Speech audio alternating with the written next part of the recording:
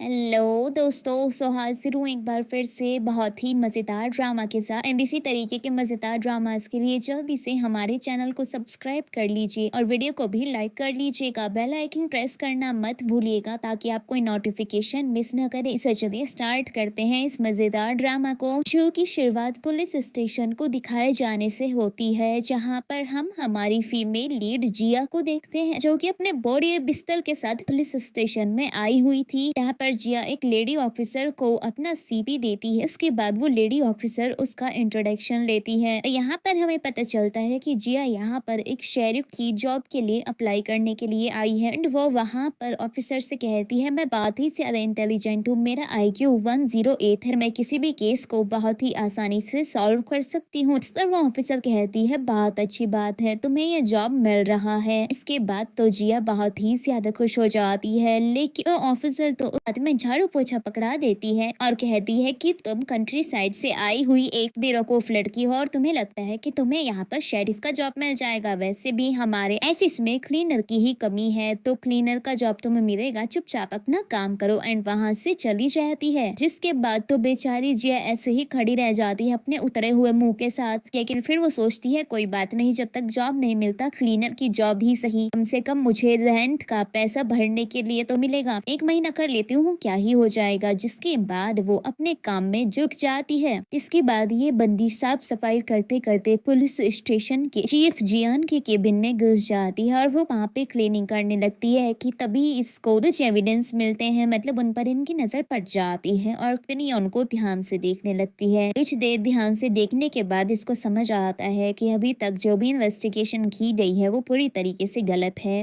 अब दूसरी तरफ हमको चीफ दिखाया जाता है, जो कि हमारा हीरो जियान होता है। वो पुलिस स्टेशन में आता है और आते ही ऑफिसर से पूछने लगता है कि बताओ उस मर्डर केस का क्या हुआ। इस पर वो सामने से बताता है कि हमारे लोग इन्वेस्टिगेट कर रहे हैं, पर अभी तक कुछ खास सबूत नहीं मिला है और ना ही ये पता चला है कि आखिर किलर कौन है। इस पर हमारा हीरो कहने लगता है कि ऐसे कैसे चलेगा, कुछ तो तुम्हें पता चला होगा। इस पर वो लोग कहते हैं, सिर्फ अभी तक की थी, ना ही पता चला है कि मर्डर सिर्फ और सिर्फ चोरी के लिए किया गया था। कोई खिड़की तोड़कर अंदर आया और फिर उसने मर्डर किया और फिर वहाँ पर चोरी की। तो दूसरी तरफ अंदर हमारी हीरोइन तो एविडेंस के साथ एकदम खेल ही कर देती, मतलब वो उन सभी को जमीन में फेंक देती है, हवा में उड़ाना शुरू कर देती है। वो भी ये कहते हुए एकदम गलत है, पूरी गलत तरीके से इन्वेस्टिगेट किया गया है, गलत इंसान को मर्डर समझा जा रहा है, जबकि ऐसा कुछ हुआ ही नहीं है। तभी केबिन के अंदर आ जाता है हमारा हीरो, जो कि वहाँ की हालत देखकर पूरी तरीके से शॉक हो जाता है और वह गुस्से में जिया से कहता है कि तुम कौन हो और यहाँ पर क्या कर रही हो। इस पर जिया कहने लगती है, ये जिसने भी अभी तक इन्वेस्टिगेट किया है पूरी गलत तरीके से किया है। इस पर हमारा हीरो वाज लाइक, आखिर तुम हो कौन। इस पर जिया कहती है, अरे माफ करिएगा, मैं अपना इंट्रोडक्शन तो देना भूल ही गई, दरअसल मैं जिया हूँ और मैं यहाँ की न्यू क्लीनर हूँ। ये सुनते ही तो हमारे हीरो को गुस्सा आता है और वो कहता है, तुम एक क्लीनर हो और तुमने इस केबिन में घुसकर ये सब किया है, वो भी एविडेंस के साथ। अब यहाँ पर एक दूसरा ऑफिसर भी होता है जिसका नाम जेम्स होता है। वो तो हमारी हीरोइन के ऊपर भड़क ही जाता है, तो कहने लगता है कि तुम्हें पता भी है तुमने कितनी बड़ी गलती की है, तुम कौन होती हो कि पुलिस के काम में टांग अड़ाओगी, वो भी इस तरीके से केबिन में घुसकर। चलो चुपचाप यहाँ से दफा हो जाओ। लेकिन तभी वो कहती है, तुमने गलत इन्वेस्टिगेट किया है। इस तरह हमारे हीरो कहता है, तुम ऐसा कैसे बोल सकती हो। जिस पर वो कहने लगती है, जरा ध्यान से देखो इस फोटो को, आप लोगों ने लिखा है कि ये मर्डर सिर्फ चोरी के लिए किया गया है, कोई खिड़की तोड़कर आया और फिर उसने मर्डर किया, जबकि इस फोटो में साफ नजर आ रहा है कि ब्लड फ्लोर पर लगा है और मिरर जो है वो उसके ऊपर है। इसका साफ मतलब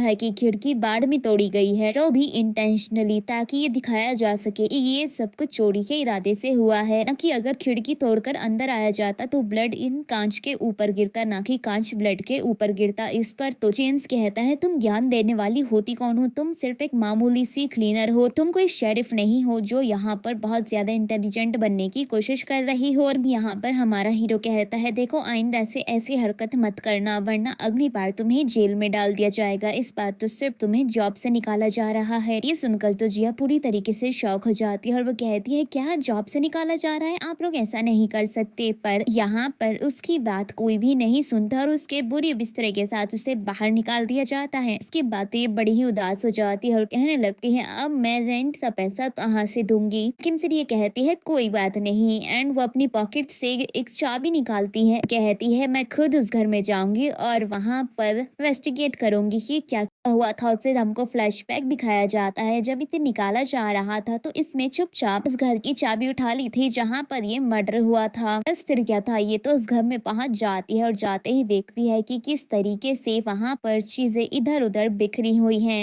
एंड इसकी नजर एक ड्रॉर पर जाती है। ये ड्रॉर को खोलती है तो उसमें ग्लासेस का केस होता है। ये उसे देखने लगती है और सोचती है क्या मर्डर ने इसने से एक चश्मा निकाला होगा, सिर्फ और सिर्फ एक चश्मा। एंड गाइस कमाल की बात देखो, ये बंदी इन्वेस्टिगेशन करने निकली है और क्राइम सीन पर ऐसे ही घुस गई बिना ग्लव्स पहने और सब जगह टच कर रही है। माना कि चाइनीज ड्रामा में फीमेल लीड का IQ लेवल एकदम अपरंपार दिखाते हैं, पर इसका मतलब ये थोड़ी है कि कुछ भी दिखाएंगे कुछ भी। इसके बाद ये बंदी बेडरूम में जाती है और वहीं पर लेट जाती है, साथ ही वो वहाँ पर रखे चिप्स भी खाने लगती है और तभी इसकी नजर पड़ती है वहाँ पर लगी हुई एक बड़ी सी फोटो पर। इसमें उस लेडी के साथ उसका हस्बैंड भी होता है जिस लेडी का मर्डर हुआ था। बस फिर क्या था, उसके दिमाग की बत्ती जलती है और वो सेडर्स में जाकर कुछ तो ढूंढने लगती है और उसको एक कांच का टुकड़ा मिल जाता है जिसे लेकर वो बहुत ज्यादा खुश होती है और कहती है फाइनली मुझे पता चल गया ये किसने किया है। एंड ये सीन यहीं पर कट हो जाता है। अब हमको दिखाया जाता है हमारा हीरो जो कि उसी घर में आता है एंड यहाँ पर उस लेडी का हस्बैंड भी होता है। ईफ उससे कहता है दरअसल माफ कीजिएगा हम आपको परेशान नहीं करना चाहते पर ये इन्वेस्टिगेशन का पार्ट है। इस पर मिस्टर बिन सामने से कहते हैं मैं अच्छे से जानता हूँ पर मैं आपको पहले ही बता चुका हूँ जब कल मैं बिजनेस ट्रिप से वापस आया तो मैंने देखा कि मेरा घर पूरी तरीके से बिखरा हुआ है और जैसे ही मैं बेडरूम में गया तो मेरी तो जिंदगी ही बर्बाद हो गई बिकॉज जहाँ मेरी वाइफ की डेड बॉडी थी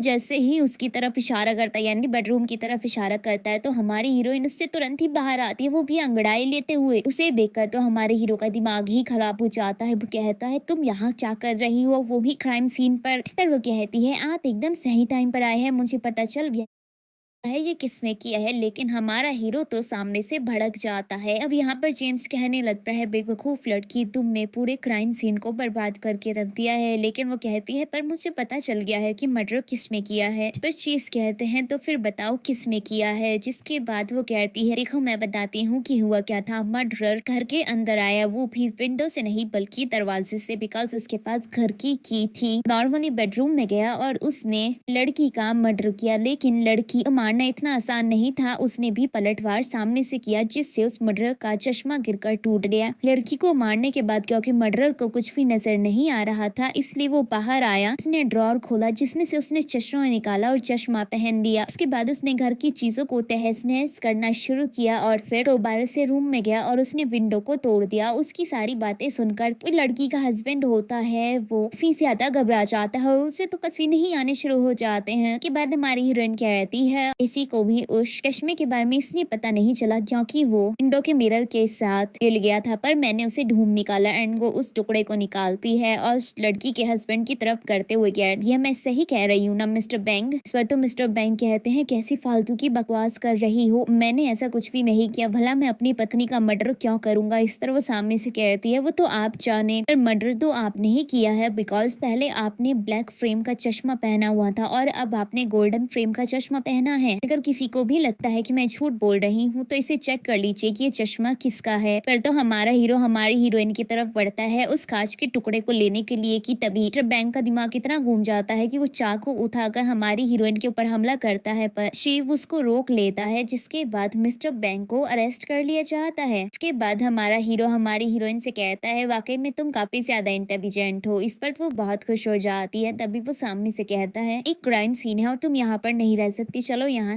से चलते हैं, जिसके बाद वो अपना सामान उठाकर बाहर आती है। उसको देखकर हमारा हीरो अपने मन में सोचता है ये छोटी बच्ची वाकई में काफी ज्यादा इंटेलिजेंट है। अभी ये बंदी हमारे हीरो से कहने लगती है इसे मुझे क्यों देख रहे हैं, जिस पर वो सामने से कहता है तुम्हारा बहुत बहुत शुक्रिया। इस पर वो कहती है ऐसे काम नहीं चलेगा, आखिर ऐसे रूखा सूखा थैंक यू मुझे पसंद नहीं है। इस पर वो कहता है तो क्या चाहिए, जिस पर वो कहने लगती है जॉब, तुमने अभी अभी मेरी जॉब छीनी है। इस पर वो कहता है ठीक है, मैं एडमिनिस्ट्रेशन डिपार्टमेंट से बात कर लूंगा, कल से काम पर आ जाना। इस पर वो कहती है वाओ, ऐसे मुझे लगता है कि तुम मुझे प्रमोट भी कर देना चाहिए, तुम मुझे शायद ना सही उसका असिस्टेंट तो बना ही सकते हो। इस तरह हमारा हीरो सामने से कहता है फिलहाल हमें क्लीनर की जरूरत है, अगर जॉब चाहिए तो आ जाना। एंड कार में जाकर बैठ जाता है, जिसके बाद वो जल्दी से उसके पास जाती है और कहती है ठीक है मुझे मंजूर है, पर मेरी एक शर्त है, मुझे जो सैलरी होगी वो एडवांस में चाहिए। इस पर हमारा हीरो कहता है तुम्हारा दिमाग खराब हो गया है। वो कहती है मेरा कोई रिश्तेदार नहीं है, कोई दोस्त नहीं है, मेरे पास रहने की जगह भी नहीं है, तो मुझे रहने की जगह का इंतजाम करना है और इंतजाम के लिए पैसों की जरूरत है, तो मुझे पैसे चाहिए। इस तरह हमारा हीरो कहता है वो तुम्हारा पर्सनल मैटर है और जेम्स से कहता है कार ड्राइव करो, लेकिन ये बंदी तो उसका हाथ पकड़ लेती है और कहती है प्लीज बस वाकई में रहने की जगह नहीं है, अगर तुम मेरी बात नहीं सुनोगे तो मैं दोबारा फेस क्राइम सीन वाले घर में जाकर रहूंगी। इस पर तो हमारे हीरो का दिमाग खराब हो जाता है और ये सीन यही कट हो जाता है, जिसके बाद हमें दिखाया जाता है कि ये बंदा अपने घर आता है और साथ में जिया भी होती है। हमारे हीरो का इतना आलीशान घर देखकर तो जिया पूरी तरीके से शॉक हो जाती है और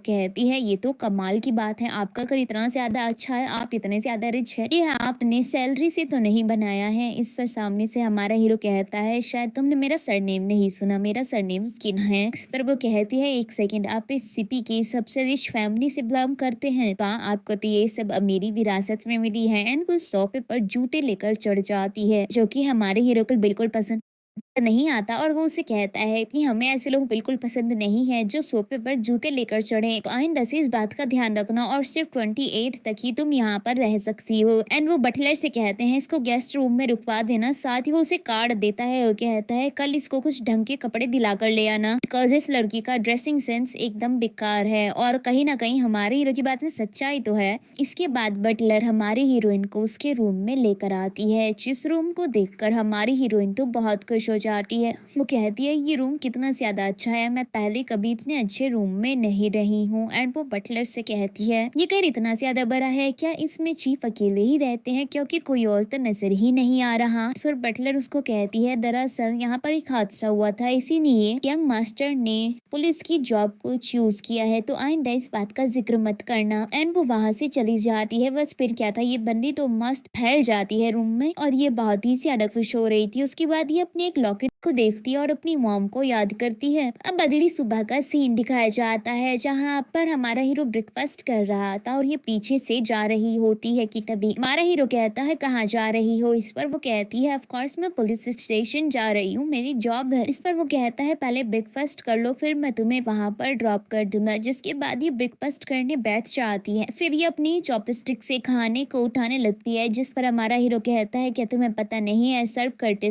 टाइम सर्विंग चॉपस्टिक का इस्तेमाल करना चाहिए, क्या तुम्हारी मॉम ने इतना भी नहीं सिखाया। इस पर वो सामने फिर कहती है 5 साल की उम्र से मैंने अपनी मॉम को नहीं देखा। इस पर तो हमारा हीरो से सॉरी बोलता है। इस पर वो कहती है कोई बात नहीं जाने दो। तभी हमारे हीरो के पास एक कॉल आती है और उसे बताया जाता है कि कार और एक बस का एक्सीडेंट हुआ है और दोनों में ही ब्लास्ट हो गया है, काफी सारी मौतें हो चुकी हैं। इस पर तो हमारा हीरो कहता है ठीक है मैं जल्दी से उस जगह पर आ रहा हूँ। हमारी हीरोइन बिल्कुल हटी है ठीक है मैं भी चलूंगी, लेकिन वो बंदा कहता है चुपचाप अपने काम पर जाओ, मैं ड्राइवर को बोल दूंगा वो तुरंत पुलिस स्टेशन छोड़ देगा। अब हमको क्राइम सीन दिखाया जाता है जहाँ पर हमारा हीरो आ जाता है और उसे बताया जाता है कि करीब 18 लोगों की मौत हो चुकी है और वो सभी बस में थे। सिर्फ एक एक्सीडेंट है और एक्सीडेंट की वजह से ही एक्सीडेंट हुआ है, ये कोई प्लान वगैरह नहीं है। तभी हम देखते हैं कि जिया तो यहाँ पर आ चुकी थी और वो अचानक से आकर जेम्स और चीफ को डरा देती है। इस पर जेम्स तो बहुत ही ज्यादा चिढ़ जाता है। चीफ कहता है तुम यहाँ क्या कर रही रही हो। इस पर वो कहने लगती है तुम मुझे खुद से तो लेकर नहीं आए, तो मैंने सोचा क्यों ना मैं खुद ही आ जाऊं। वो कहने लगती है तो क्या लगता है यहाँ पर क्या हुआ है। इस पर हमारा हीरो कहता है जाओ यहाँ से। वो कहने लगती है ऐसे कैसे जाऊं। जिस पर हमारा हीरो कहता है एक तो तुम क्राइम सीन में घुसाई, तुमने शू कवर भी नहीं पहना और ग्लव्स भी नहीं पहने हैं, जहाँ पर इतने सारे एविडेंस हो सकते हैं तुम उनको बर्बाद कर सकती हो। इस पर ये कहती है ठीक है, और जैसे ही आगे बढ़ने वाली होती है अभी जेम्स और हमारा हीरो जोर से चिल्लाते हैं बिकॉज ये तो एविडेंस तैर रखने वाली थी, जिससे ये घबरा कर गिरने वाली होती है। इस पर चीफ उसे संभालता है एंड वो उसको अपनी गोद में उठा लेता है। जिसके बाद वो जेम्स से कहता है इसको शू कवर पहनाओ। जेम्स उसको शू कवर पहना देता है। उसके बाद ये बंदी थोड़ा आगे बढ़ती है और इसको एक वॉच मिल जाती है, जिसको ये उठाती है और कहती है देखो मुझे एविडेंस मिला है, जिससे साफ पता चलता है कि ये कोई एक्सीडेंट नहीं है बल्कि सोच समझकर एक प्लान से मर्डर किया गया है। इस पर हमारा हीरो कहता है तुम ये कैसे कह सकती हो। वो कहती है जरा इस वॉच को देखो, जिस भी आदमी ने ये पहनी थी उसके ऊपर किसी हथियार से हमला किया गया था और वो उस घड़ी पर लगा जिससे घड़ी टूट गई। अब इसमें टाइम भी 5:30 होके रखा है, जबकि एक्सीडेंट 7:30 बजे हुआ था। मतलब वो आदमी पहले ही मर चुका था और सिर्फ इसको एक्सीडेंट दिखाया गया है। इस पर सामने से हमारा हीरो कहता है एक वॉच से कुछ भी नहीं होगा, जब तक तुम ये प्रूफ नहीं कर देती मैं नहीं मानूंगा। इस पर वो कहती है ठीक है तो फिर मैं इसको प्रूफ कर दूंगी। एंड वो थोड़ा आगे बढ़ती है कि तभी उसको एक हाथ नजर आता है और वो कहती है देखो मुझे घड़ी का मालिक मिल चुका है। हमारा हीरो जाता है उसके पास तो वो कहती है जरा ध्यान से देख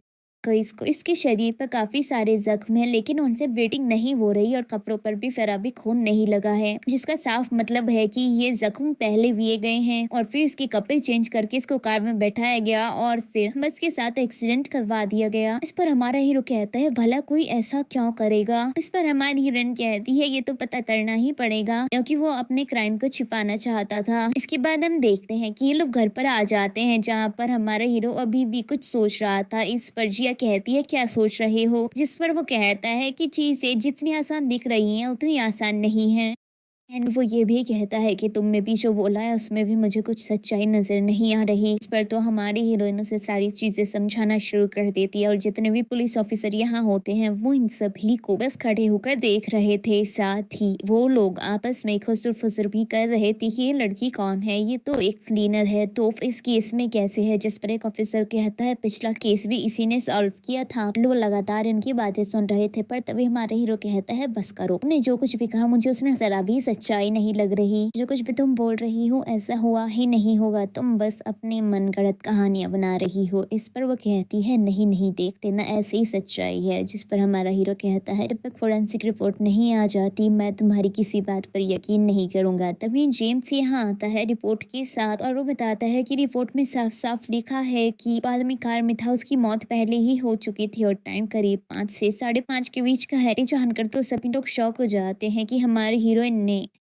इतना परफेक्ट अंदाजा लगाया था। इसके बाद सभी लोग खुसर फुसर करने लगते हैं, जिस पर हमारा हीरो कहता है देख क्या रहे हो, सभी जाकर अपना काम करो। एंड सभी लोग वहाँ से चले जाते हैं। अब अगली सुबह का सीन दिखाया जाता है जहाँ पर जिया सोकर उठती है तो वहाँ पर हमारा हीरो आता है और वो उसे कहता है जल्दी से स्टडी रूम में आ जाओ, केस से रिलेटेड बातें करनी है। इसके बाद वो स्टडी रूम में जाती है तो वहाँ देखती है कि उसके लिए ऑलरेडी ब्रेकफास्ट रखा हुआ था। वो एग को देखती है और भाई इसकी भी इन्वेस्टिगेशन करना शुरू कर देती है कि इसके किनारे जले हुए ये ऐसा है ये वैसा है, हमारे हीरो को खाना बनाने नहीं आता और भी फलाना और ढिमकाना। जिसके बाद हमारा हीरो कहता है तुम मुझे ऐसे क्यों हो रही हो, तुम इस बोर्ड की तरफ घूरो ना और पता लगाओ कि इसमें क्या दिक्कत है और क्या क्या हुआ होगा, कैसे हुआ होगा। जिसके बाद हमारा हीरो से बताता है जिस आदमी की पहले मौत हुई थी वो एक ट्रेवल एजेंसी में काम करता है। उसके बाद हमारी हीरोइन सोचने लगती है और कहती है बस थोड़ा सा टाइम लगेगा। जिस पर हमारा हीरो सामने से कहता है ठीक है तुम्हें जितना चाहिए उतना टाइम ले लो, पर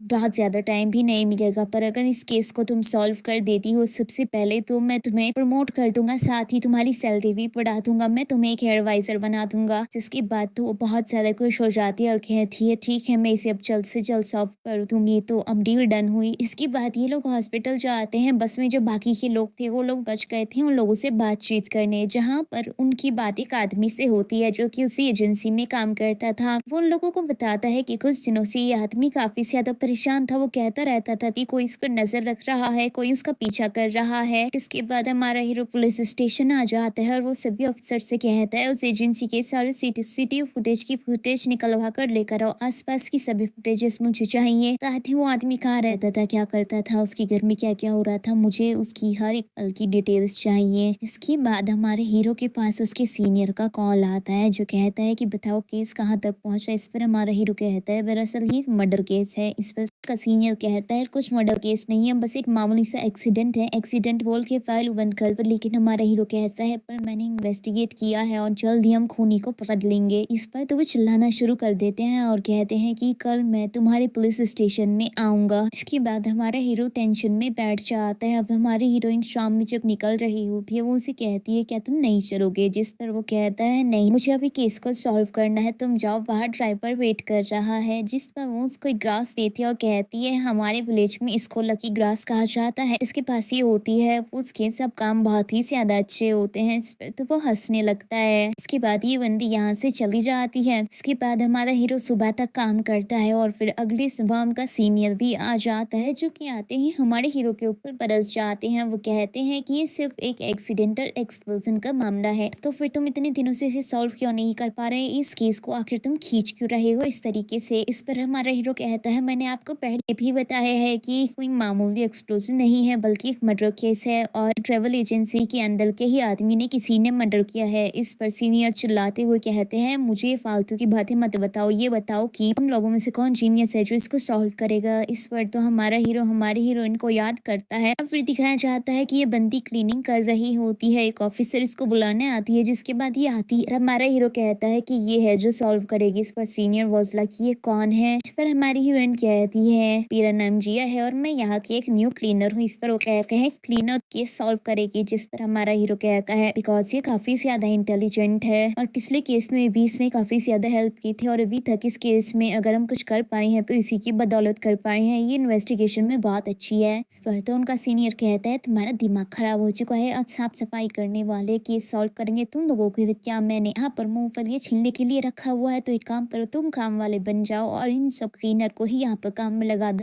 इस पर तो हमारी हीरोइन चिढ़ जाती है, वो चिल्लाने वाली होती है लेकिन हमारा हीरो उसे रोक देता है और फिर वो अपने सीनियर से कहता है ये नई प्रॉब्लम है एंड वो सभी से कहता है कि अब से ये लड़की कोई क्लीनर नहीं है बल्कि वो मेरी एडवाइजर होगी। बस कहते ही सुनते ही हमारी हीरोइन तो खुश हो जाती है। फिर तो सभी लोग कहने लगते हैं कि भाई ऐसा कैसे हो सकता है और तभी सीनियर भी कहता है कि तुम्हारा दिमाग खराब हो चुका है, भला तुम ऐसा कैसे कर सकते हो, कि बैकग्राउंड क्या है, उसकी एजुकेशन क्या है। इस पर हमारा हीरो कहता है माना कि उसके कोई बैकग्राउंड नहीं है, उसके पास कोई एजुकेशन नहीं है, पर उसका आईक्यू बहुत ही ज्यादा अच्छा है और मुझे ऐसे आईक्यू वाले लोग ही अपनी टीम में चाहिए। जिसके बाद तो वो कहने लगते हैं देखो मैं तुम्हारे दादाजी को काफी टाइम से जानता हूँ, बहुत ही समझदार आदमी थे और तुम भी वैसे ही इंसान हो, तो ऐसी गलती क्यों कर रहे हो। पर तो हमारी हीरोइन नजरअंदाज करती है और कान बंद करके खड़ी हो जाती है कि तभी इसकी नजर सीसीटीवी फुटेज पर पड़ती है। जोर से चिल्लाकर कहती है कि मर्डरर ये रहा एंड वो एक आदमी की तरफ इशारा करती है। इस पर सभी लोग उसे ध्यान से देखते हैं और जेम्स कहता है मुझे नहीं लगता कि ये मर्डर है बिकॉज ये कंपनी का सिर्फ काम साफ करने वाला एक मामूली से एम्प्लॉय है। हमने इसके साथ भी इन्वेस्टिगेशन की है और इस पर नजर भी रखी है, कुछ भी गड़बड़ी नहीं निकली है, सिर्फ अपने काम से काम रखता है। फिर सीनियर कहने लगते हैं अगर एक टॉयलेट साफ करने वाली को तुम एडवाइजर बनाओगे तो वो ऐसी ही एडवाइस देगी, वो कुछ भी बोलेगी बस हवा में। इस पर हमारा हीरो सबकी बातों को नजरअंदाज करता है और वो जिया से कहता है तुम्हें क्यों लगता है कि ये मर्डर है। इस पर वो कहती है जरा ध्यान से देखो वो तुम पर नजर रखे हुए है। इस पर तो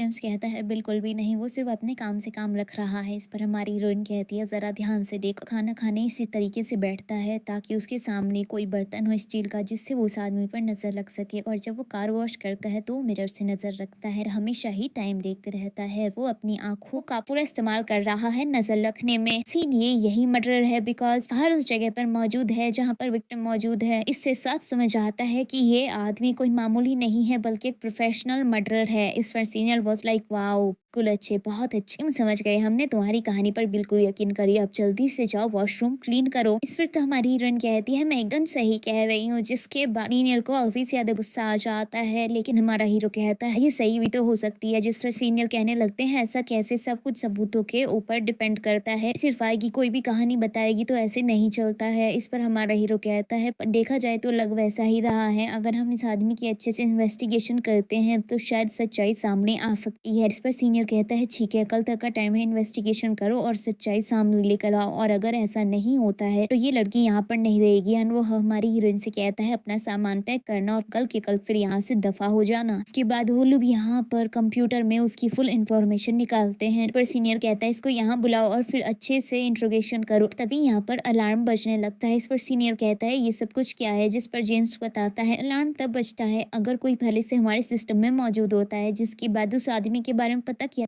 जाता है तो वो वाकई में एक प्रोफेशनल किलर होता है, क्योंकि काफी टाइम से पुलिस की नजरों से फरार था। बस फिर क्या था, फिर तो हमारी हीरोइन वाज लाइक मैंने तो पहले ही कहा था। अगले सीन में हमको हमारा हीरो दिखाया जाता है जो कि अपने सीनियर के साथ कॉल पे बात कर रहा था, और सीनियर कहता है तुमने वाकई में बहुत अच्छा काम किया है, और रही इस लड़की की बात, तुम जो चाहे उसके साथ वो कर सकते हो, तुम उसे प्रमोट करो या रखो या जॉब से निकालो, तुम्हारी मर्जी। अभी हमारी हीरोइन इस बंदे के पास आती है, कहती है कल तो तुम मुझे बहुत ज्यादा सपोर्ट कर रहे थे, क्या बात है। इस पर वो कहता है मैं हमेशा सच का साथ देता हूँ बिकॉज मैं एक शरीफ हूँ। इस पर तो हमारी हीरोइन उसे ध्यान से देखकर वो अपने मन में सोचती है ये कितना ज्यादा हैंडसम है, मैंने पहले से कभी से ऐसी चाह नहीं देखा। उसके बाद हमारा हीरो से फाइल देता है, कहता है वो एक प्रोफेशनल किलर था जो कि 10 सालों से फरार था, और उसने हाल ही में कंपनी ज्वाइन की थी, लेकिन मर्डर करने के बाद उसने रेजिग्नेशन दे दिया था, और अभी थोड़ी देर पहले ही उसे अरेस्ट किया गया है। उसके बाद हमको पुलिस स्टेशन में दिखाया जाता है जहाँ पर उस आदमी से पूछताछ की जा रही थी, लेकिन वो कहता है मैंने मर्डर नहीं किया। इस पर हमारा हीरो कहता है हम जानते हैं कि तुम एक प्रोफेशनल किलर हो तो झूठ मत बोलो। इस पर वो कहता है मैंने वाकई में मर्डर नहीं किया है, मुझे तो किसी ने मर्डर करने के लिए पैसे दिए थे पर मुझे वो करने का मौका ही नहीं मिला बिकॉज वो आदमी तो पहले ही मर गया। एंड वो कुछ डॉक्यूमेंट्स भी दिखाता है एंड वाकई में उसे किसी ने ये करने के पैसे दिए थे। जिसके बाद वो लोग कहते हैं तुम उसके बारे में जानते हो। इस पर वो कहता है बिल्कुल नहीं, हाँ मेरे दरवाजे पर एक CCTV कैमरा लगा, इससे पता चल जाएगा। जिसके बाद हमें दिखाया जाता है कि हमारा हीरो हमारी हीरोइन से कहता है केस सॉल्व होगा तभी तुम्हें प्रमोशन मिलेगा। तभी जेम्स आता है और वो कुछ डॉक्यूमेंट्स लेकर आया था और कहता है CCTV चेक करने पर हमें एक आदमी मिला है। फिर हमारी हीरोइन कहती है तो यही मर्डर हो सकता है। इस तरह वो कहता है बिल्कुल नहीं बिकॉज ये तो उस बस एक्सीडेंट में मारा जा चुका है। ये जानकर तो सभी लोग शॉक हो जाते हैं। कि बाद जेम्स और हमारा हीरो अपना दिमाग का इस्तेमाल करने में जुट जाते हैं और वो काफी मेहनत कर रहे थे सोचने में। इधर हमारी हीरोइन कुछ फोटोज देख रही थी और तभी वो अचानक से कहती है कि इस फोटो में ये आदमी का जो टैटू है ये मैंने पहले कहीं देखा है, और उसे याद आता है कि वो उसने हॉस्पिटल में देखा था। उसके बाद वो कहती है कि आदमी ट्रिप पर जनवरी में गया और अभी हॉस्पिटल में नजर आया है। जिसके बाद वो कहती है मुझे जनवरी में जितने भी टूरिस्ट गए थे इस ग्रुप में जितने भी लोग हैं उनकी लिस्ट चाहिए। उसके बाद जेंट्स वो लिस्ट लेकर आता है और फिर हमारी हीरोइन उस लिस्ट को कलम दमा कर मारे गए लोगों की लिस्ट से मैच करती है तो सब नाम सेम होते हैं। वो लिस्ट प्रॉपर सेम थी। ये देखकर तो जेंट्स हुई शॉक हो जाता है। वो कहता है ऐसा कैसे हो सकता है, ये लिस्ट सेम कैसे हो सकती है। इस पर हमारी हीरोइन कहती है बिकॉज जो भी किलर है वो इन सभी को एक साथ मार देना चाहता था, ये सभी उसका टारगेट थे। अब जब वो आदमी होश में आएगा वही बता पाएगा कि उस टाइम पर ट्रिप पर हुआ क्या था। जिसके बाद हम इन दोनों को कार में देखते हैं जहाँ पर हमारी हीरोइन के लिए स्नैक्स लेकर आया था, पर तभी उसके पास कॉल आती है और उसे पता चलता है कि वो आदमी होश में आ चुका है। जिसके बाद ये लोग हॉस्पिटल में पहुंच जाते हैं एंड वो उससे पूछताछ करते हैं। पहले तो वो कुछ नहीं बताता लेकिन फिर वो बताने के लिए राजी हो जाता है। वो बताता है जब पिछले दौरान वो लोग ट्रिप गए थे और बस में थे तब आदमी एक औरत के साथ बदतमीजी कर रहा था, जिस पर उसका हस्बैंड इस बात को लेकर दोनों का झगड़ा हो जाता है और तभी एक प्रेग्नेंट लेडी बस के सामने आ जाती है जिसका एक्सीडेंट हो जाता है। ड्राइवर उसे बचाना चाहता था पर बस में बैठे हुए सभी लोग कहने लगते हैं कि फालतू में हम सबको जेल जाना पड़ेगा इसलिए यहाँ से चलते हैं। जिसके बाद वो लोग वहाँ से चले जाते हैं और उसे मरते हुए छोड़ देते हैं। जिसके बाद सीन वापस प्रेजेंट में शिफ्ट होता है जहाँ पर वो आदमी बताता है उसके कुछ टाइम बाद हमको एक रिसीव हुआ हुआ था जिसमें लिखा हुआ था कि हमें फ्री ट्रिप ऑफर की जा रही है और बस लालच में हम लोग चले गए और फिर आप तो जानते ही हैं आगे क्या हुआ। के बाद ये लोग पुलिस स्टेशन वापस आ जाते हैं और कहते हैं कि तो कुछ भी उस प्रेग्नेंट लेडी से जुड़ा हुआ है। जिसके बाद हमारी हीरोइन कहती है देखो मैंने चेक किया है, उस दिन आसपास के एक हॉस्पिटल से एक डेथ सर्टिफिकेट जारी किया गया था जो कि एक प्रेग्नेंट लेडी का था और उसके हस्बैंड का पता लगाते हैं और उसके हस्बैंड का फोटो को देखकर ये लोग शॉक हो जाते हैं बिकॉज वो वही आदमी था जिससे इन्होंने पहले पूछताछ की थी। उस आदमी को अरेस्ट कर लिया जाता है और फिर उससे पूछताछ की जाती है तो वो अपने सारे गुनाह एक्सेप्ट कर लेता है। वो कहता है उस रोज वो अपनी वाइफ से कॉल पर बात कर रहा था और तभी उसका एक्सीडेंट हो गया। वो लोग उसे बचा सकते थे लेकिन वो लोग वहां से चले गए। इसके बाद उसकी वाइफ ने उसकी बाहों में ही दम तोड़ दिया।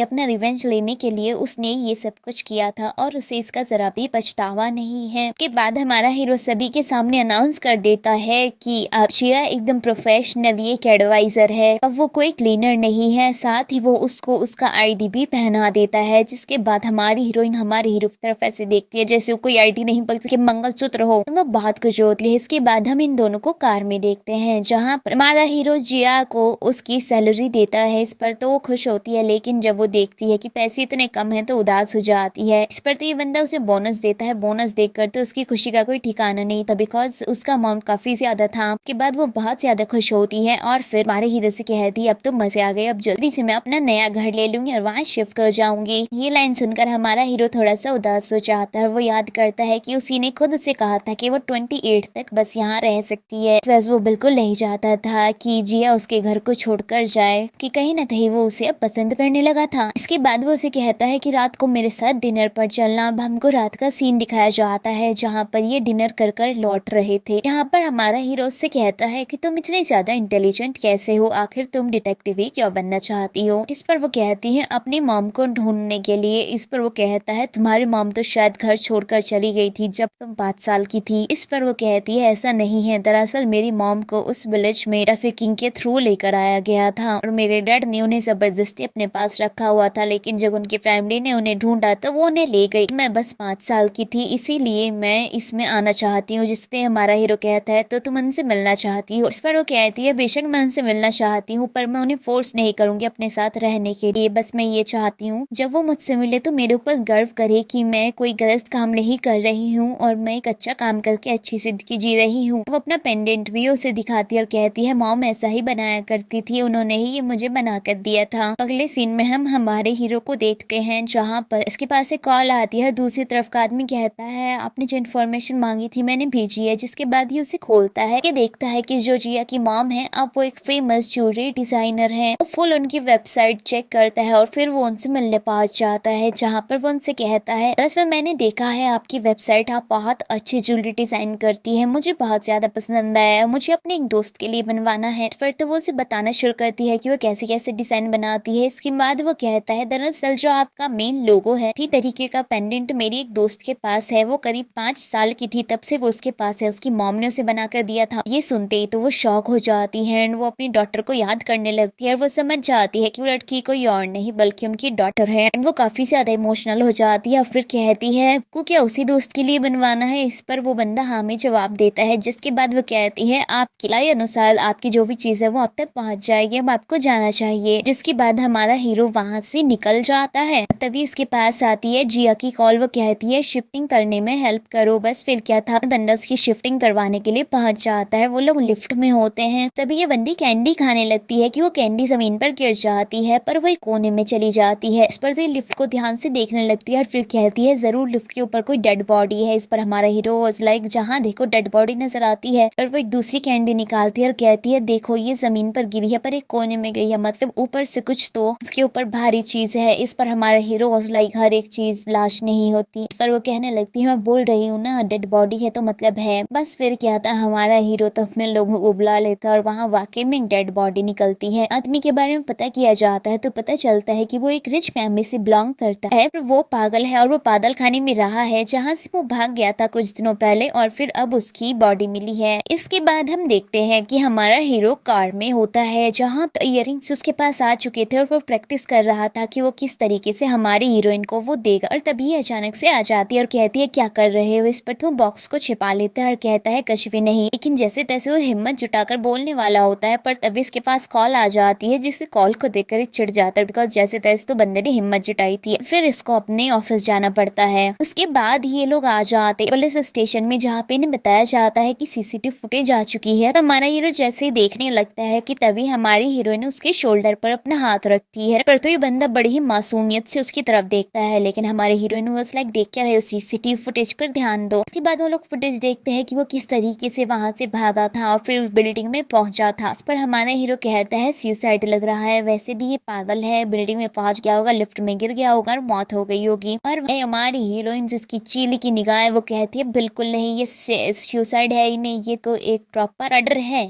मगर हमारा हीरो कहता है ऐसा तुम कैसे कह सकते हो। वो कहती है जरा ध्यान से देखो फुटेज को, हाँ पता चल रहा है कि वो पागल नहीं है, वो सिर्फ नाटक कर रहा है। फिर हमारा हीरो कहने लगता है तुम्हें ऐसा क्यों लगता है, जिस पर वो कहती है जरा ध्यान से सीसीटीवी फुटेज देखने पर पता चलता है कि जिस तरीके से वायु की बॉटल्स टूटी है वो आदमी साइड से भाग रहा था, लेकिन वो साइड होकर गया है ताकि उसके पैरों में चोट ना लगे। अगर कोई भी पागल इंसान है वो कभी इन चीजों पर ध्यान नहीं देगा। इस पर वो लोग कहने लगते हैं तो फिर वो यहाँ पर क्या था, जिस पर वो कहती है शायद उसे दवाइयाँ देकर पागल किया जा रहा था और दवाइयों की हाइडोज इतनी ज्यादा हो गई कि वो उस बिल्डिंग में गया और फिर वहां से वो गिर गया और उसकी मौत हो गई। कोई जानबूझकर उसे पागल करने की कोशिश कर रहा था। इसके बाद ये लोग पहुंच जाते हैं हॉस्पिटल में पता करने के लिए, वहां पर कुछ पता चल जाए, लेकिन अपन उन्हें ज्यादा कुछ पता नहीं चलता बिकॉज इस रूम में वो लड़का रहता था वहां पर ज्यादातर सारी चीजें गायब, ना रिपोर्ट में कुछ मिल रहा था और ना ही उसके ड्रॉर वगैरह में कुछ था। जिसके बाद वो रूम को ध्यान से देखने लगते हैं सबसे परफेक्ट जगह कौन सी है रूम की, बिकॉज इस रूम में 3 लोग रह सकते थे। यहाँ पर वो लोग नोटिस करते हैं कि जो सीसीटीवी कैमरा है वो बस 2 बेड को ही कवर करता है और एक बेड को बिल्कुल नहीं करता, जिसका साफ मतलब था वो सिर्फ इसलिए लगाया गया था ताकि उसे रूम में पागल होने का नाटक ना करना पड़े। के बाद ये दोनों जब पुलिस स्टेशन आते हैं तो यहाँ पर सीनियर पहले से मौजूद होता है, जो कि बहुत ज्यादा गुस्से में था और वो लगातार गुस्से में बस चिल्लाए जा रहा था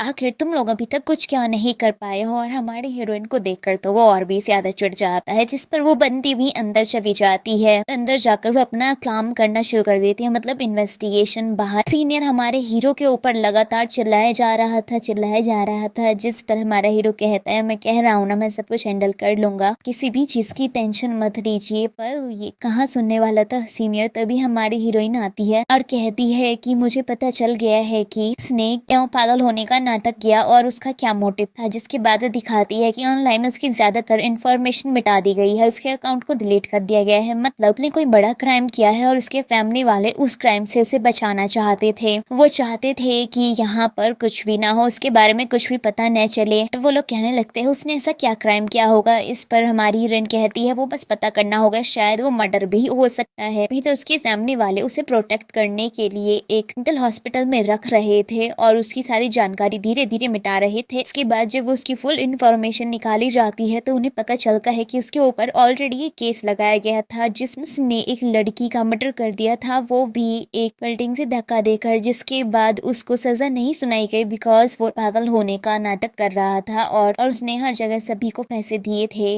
के बाद हमारा हीरो कहता है मतलब ये है कि किसी ने उसकी विटामिन्स की गोलियों को चेंज कर दिया, जिन दवाइयों से उसे साइड इफेक्ट होने लगे और फिर वो पूरी तरीके से पागल होने लगा और फिर वो उस बिल्डिंग में गया जहाँ पर वो मारा गया। इसके बाद उस लड़की की इन्फॉर्मेशन निकाली जाती है तो कि मॉम की जैसी हमारी हीरोइन फोटो देखती है तो पहचान जाती है कि वो तो हॉस्पिटल में ही काम करती थी। बस फिर क्या था, उसकी मॉम को अरेस्ट कर लिया जाता है। इसके बाद उनसे इंट्रोगेशन की जाती है तो वो बताती है कि मेरी बेटी को उसने मार डाला, उसे कोई सजा भी नहीं मिली, तुम्हारा कानून बहुत बेकार है। जिसके बाद मैंने डिसाइड किया कि अब उसको इसकी सजा मिलेगी और उसे मैं नहीं छोड़ने वाली और मैं उसे खुद मार डालूंगी। तो उन्होंने उसकी विटामिन की गोलियों को चेंज किया था ताकि उसे वो पागल होने की दवाई दे सके और वो पूरी तरीके से पागल हो जाए। उसके बाद हमारा हीरो कहता है आपको टेंशन लेने की जरूरत नहीं है, वो केस दोबारा खुलेगा और उसको अपराधी ही साबित किया जाएगा। इस पर तो उसकी मॉम थोड़ी सी खुश हो जाती है। अब ये बंदा घर पर आता है, इसके दादाजी इसको लगातार कॉल कर रहे थे और वो उसे ब्लाइंड डेट पर जाने के लिए फोर्स कर रहे थे। इस पर तो परेशान होकर कह देता है कि ऑलरेडी मेरी गर्लफ्रेंड है। अब यहाँ पर हमारे हीरो के पास नींद आती है जो कि बताती है कि जिया का मूड खास अच्छा नहीं है। जिसके बाद हमारा हीरो उसके पास जाता है, पूछता है क्या हुआ। इस पर वो कहती है मैं उसकी मॉम के बारे में सोच रही हूँ, बेचारी उनके साथ कितना ज्यादा बुरा हुआ था,